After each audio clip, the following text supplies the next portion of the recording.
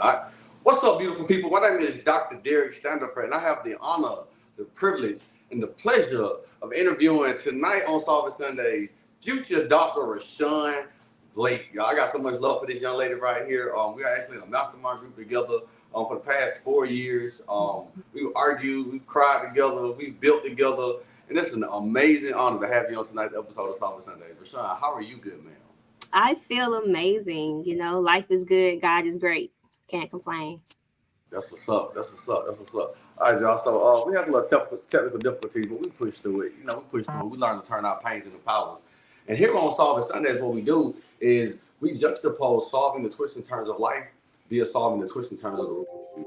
And there are 5 steps to solving the Rubik's Cube, and there are 5 steps to solving the twists and turns of life. And the first step is to believe. So, Rashaun, what is it? What is it that you believe that you can do, and what are you currently doing right now, good man? I believe I can do anything I put my mind to. So currently I am pursuing my doctorate, raising 3 kids, running a business, staying hydrated and minding my business. Turn up a PA program, a mama, a business owner. Dopeness at its finest, good man. Thank you for your service to mankind and womankind. So check this out. After you believe in yourself, step number 2 of solving your Rubik's Cube. Step number 2 of solving your life is to solve your cross. Now, solving your cross means to identify your why, your reasons. Like what motivates you, who inspires you to be your best version of yourself. Reshaun, what's your why? Who motivates you to create this thing called life? My daughters, Ariana, Aaliyah, and Imara. Many people don't know that I had 2 kids while I was still in high school. So I became a mother at 15, had my second daughter the day after my 18th birthday. So they have always pushed me to want to do better, be better, because I know everything I do, they're looking at me. So I just want to be a really good example for them to be like, nothing can stop you from achieving what you set out for yourself to do. Let me tell you something. Most times, if you have babies in high school, most people put you on the pathway of failure. A lot of people don't know how to turn their pains into powers, man. And I think it's an amazing feat of yours to be able to go through those trials and tribulations of being a young mother, then push to be where you are today. That's an amazing accomplishment. How you do it? Tell me, how did you do it?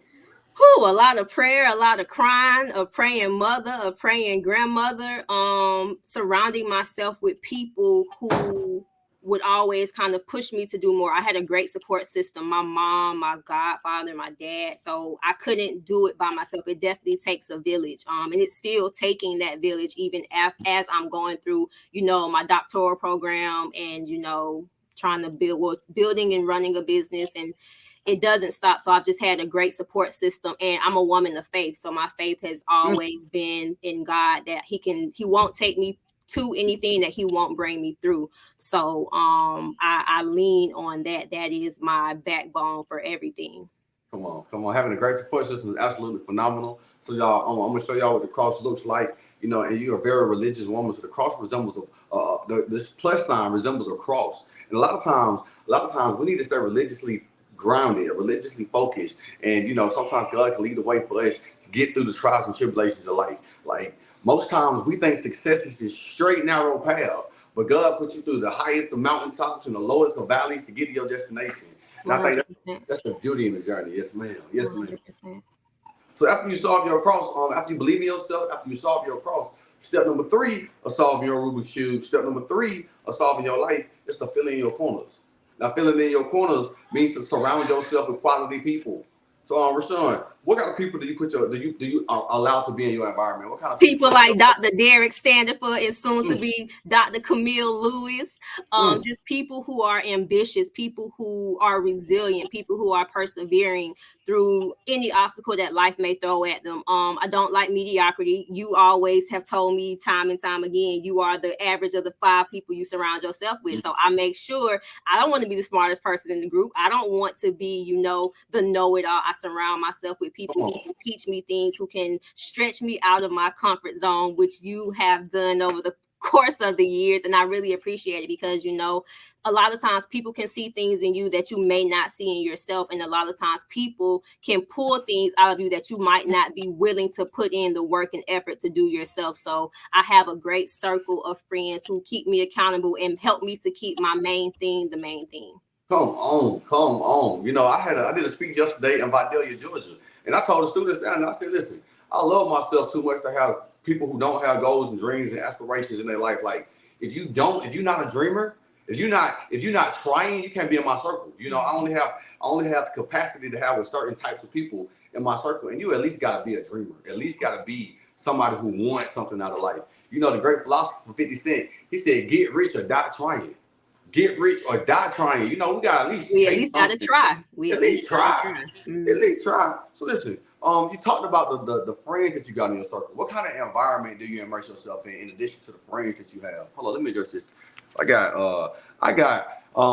good. Hey Derek, proud of you, bro. Keep spreading positivity. That's what's up. That's what's up. Thank you for tuning in. Thank you for tuning in and watching. Hey Reshaun, so look, let me tell you, what kind of environment do you immerse yourself in to elevate to the level, to the quality of person that you are?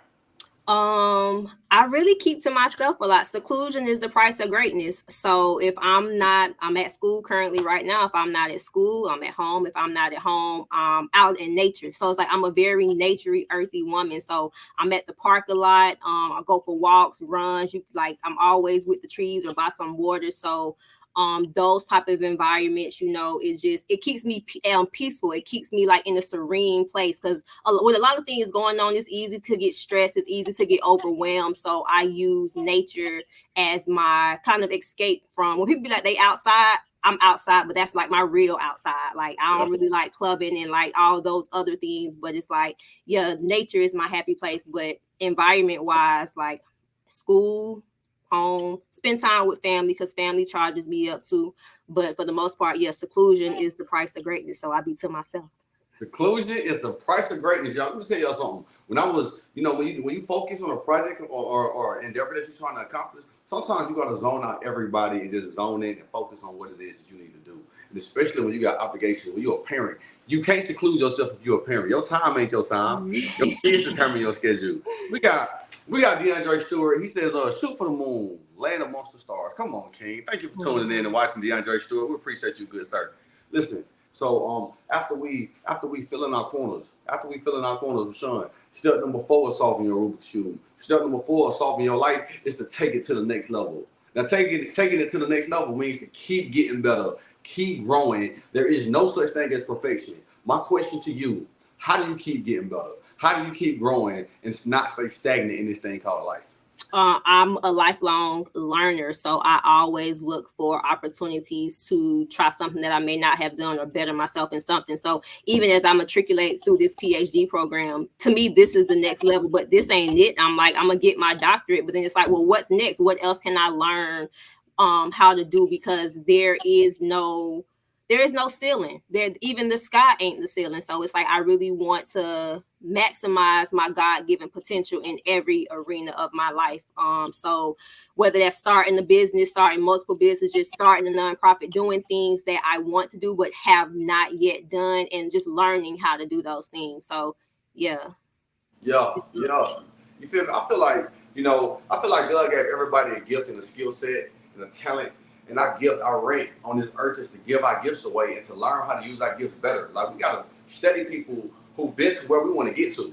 A lot of times, this is quote. People say don't be a copycat. But listen, I tell myself, ain't nothing wrong with being a copycat as long as we copying the right cats. Ain't nothing wrong with being a copycat if we copying the right people. Oh man. So listen, we take it to the next level. We got 2/3 of the Rubik's Cube solved. We almost there. The fifth and the final step of solving your Rubik's Cube. The fifth and the final step of solving your life is to see the bigger picture. Now, seeing the bigger picture means to keep your commitment to your commitments, staying true to what you said you're gonna do. Oh man, let me tell you something. When the obstacles come your way, when there's trials and tribulations, when you're like, God, why this gotta happen to me? Reshaun, how do you prevail during those tumultuous moments? A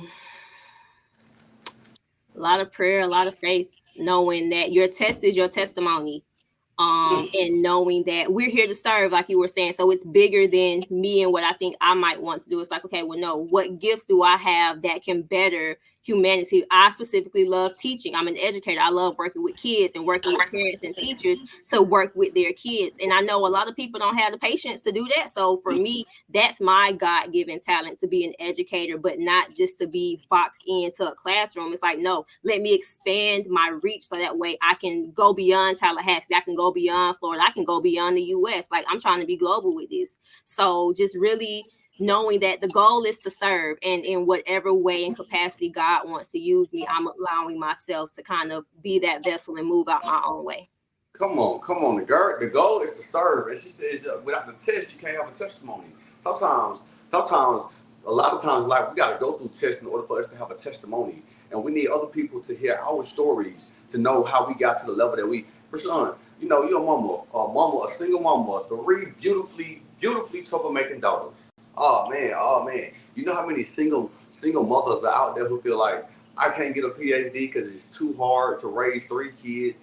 Then we got a prime example of somebody who's doing it right now and doing it at a high level. So thank you for being a beacon of light and a service to mankind and womankind. We greatly appreciate it, man. I appreciate you. Thank you. Yes, ma'am. All right, so look, we've officially gotten to a point where we solved the twists and turns of our Rubik's Cube, right? Now, there's a bonus step to solving the Rubik's Cube. Not taking the stickers off.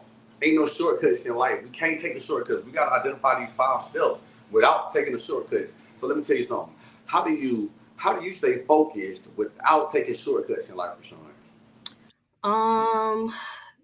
Circling back to keep your commitments to your commitment. Discipline and structure. So it's like I plan my weeks. I have a calendar. I write things down and get it out of my head so that way it's a lot to kind of make sense of, and I can't just keep it up here. So I put it down on paper and try to sort it out that way. But taking shortcuts, I was like, yeah, you could, but it's like, you won't feel good about it yourself. Like, I've tried to, scapegoat this PhD programs a couple of times. It's like, nope. And it builds character, it builds grit, because you show yourself, okay, it's difficult, it's challenging, but you feel good when you overcome something that is difficult and challenging. So, you'd be like, okay, it's like going to the gym. You're going to build that muscle, but you're going to feel that pain as you're building it. But, it stretches you. And before you know it, it's like, all right, I'm deadlifting 25. It's like, okay, next I'm going up to 45. So it's a process, and you got to respect the journey to get to the destination. I've learned that, to like just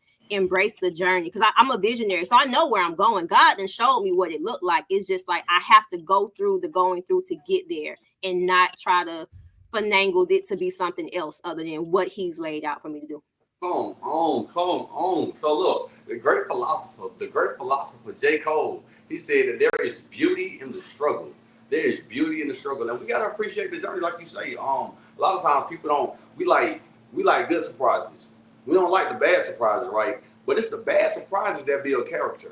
It's the why this got to happen to me moments that build character. Oh man, I play spades and like games with like y'all and Derek a lot, because they lose, but they suck at losing. They hate losing, but then they throw the only time when they throw temper tantrums is when they lose, and like so I just be beating them. So they gotta learn how to channel that pain and turn it into power.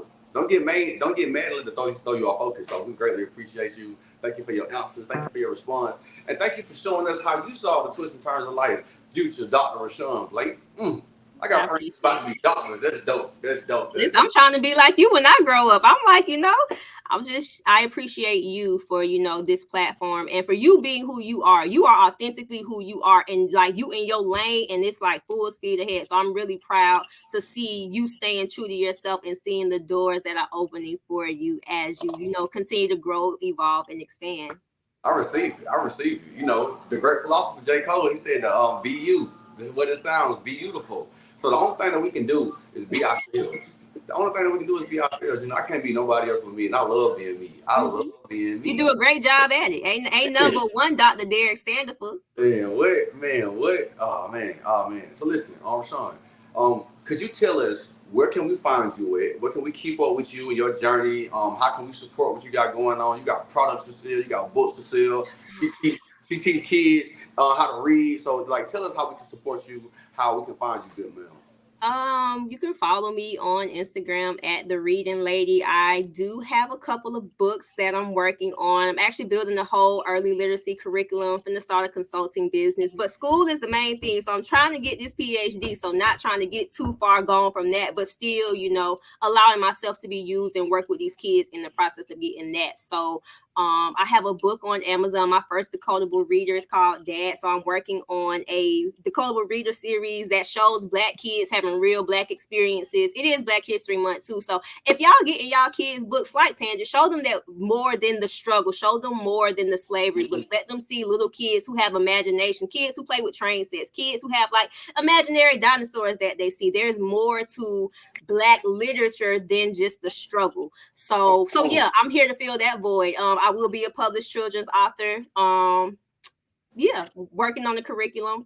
Again, school is the main thing, so I'm trying to get this PhD. So a lot of other stuff is not as high of a priority, but my love is working with kids. My love is writing children's books. My love is building curriculum. So all of that is coming forth. Like I say, I see the big picture, and this is just the journey to get there. But follow me on IG at the Reading Lady and at Of Unique Roots, and that's where everything can kind of be posted and I be love it. updated.